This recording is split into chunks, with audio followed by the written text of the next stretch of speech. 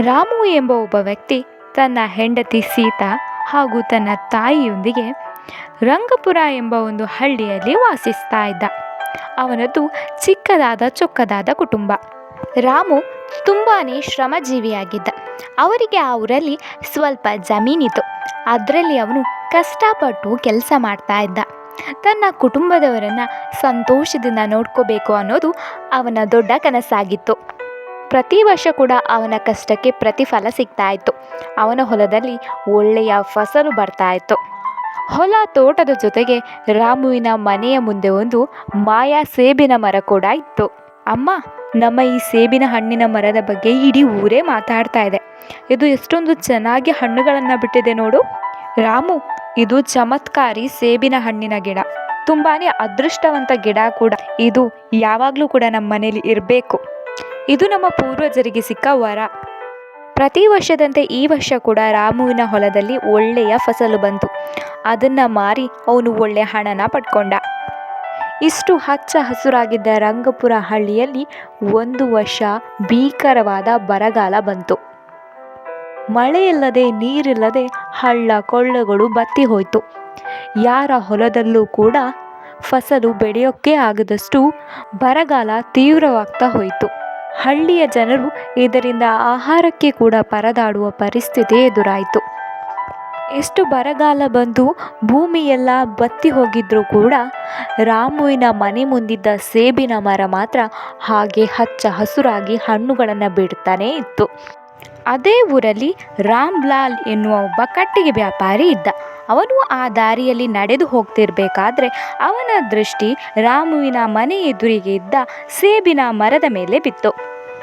ಮನೆಯೊಳಗಿದ್ದ ರಾಮುನ ಜೋರಾಗಿ ರಾಮ್ಲಾಲ್ ಕರೆದ ಹಾಗೂ ಈ ಮರವನ್ನು ತನಗೆ ಮಾರ್ತೀಯಾ, ನಿನಗೆ ಬೇಕಾದಷ್ಟು ಹಣವನ್ನು ನೀಡ್ತೀನಿ, ನಿನಗೇನಾದರೂ ಸಹಾಯ ಆಗ್ಬೋದು ಅಂತ ರಾಮ್ಲಾಲ್ ರಾಮುನ ಕೇಳ್ಕೊಂಡ.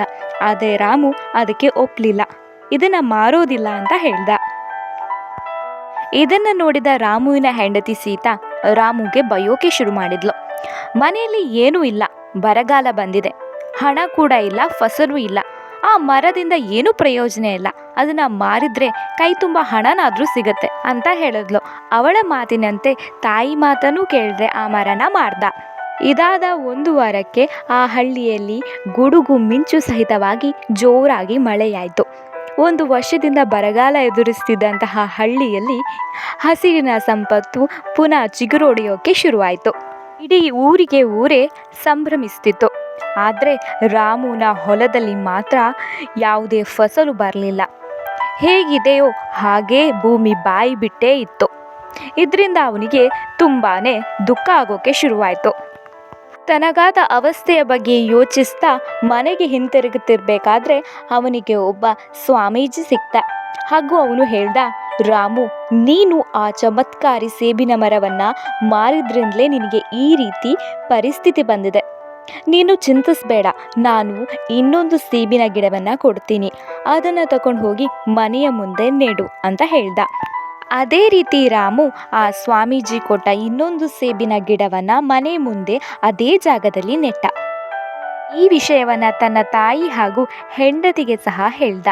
ಮರುದಿನ ಬೆಳಗ್ಗೆ ಎದ್ದು ನೋಡಿದರೆ ಆ ಚಮತ್ಕಾರಿ ಸೇಬಿನ ಹಣ್ಣಿನ ಗಿಡ ದೊಡ್ಡ ಮರವಾಗಿ ಬೆಳೆದಿತ್ತು. ಮೂವರಿಗೂ ಕೂಡ ತುಂಬಾ ಆಶ್ಚರ್ಯ ಆಯಿತು. ರಾಮು ಅಲ್ಲಿಂದ ತನ್ನ ಹೊಲಕ್ಕೆ ಹೋಗಿ ನೋಡಿದರೆ ಬಾಯಿ ಬಿಟ್ಟಿದ್ದ ಹೊಲ ಹಚ್ಚ ಹಸುರಿನಿಂದ ಕಂಗೊಳಿಸ್ತಾ ಇತ್ತು. ಇದೆಲ್ಲವನ್ನ ನೋಡಿದಂತಹ ಸೀತಾಗೆ ತನ್ನ ತಪ್ಪಿನ ಅರಿವಾಯಿತು. ಇಂದೆಂದೂ ಕೂಡ ಅವರು ಆ ಸೇಬಿನ ಮರವನ್ನು ಕಡಿಯುವ ಪ್ರಯತ್ನಕ್ಕೆ ಹೋಗಲಿಲ್ಲ.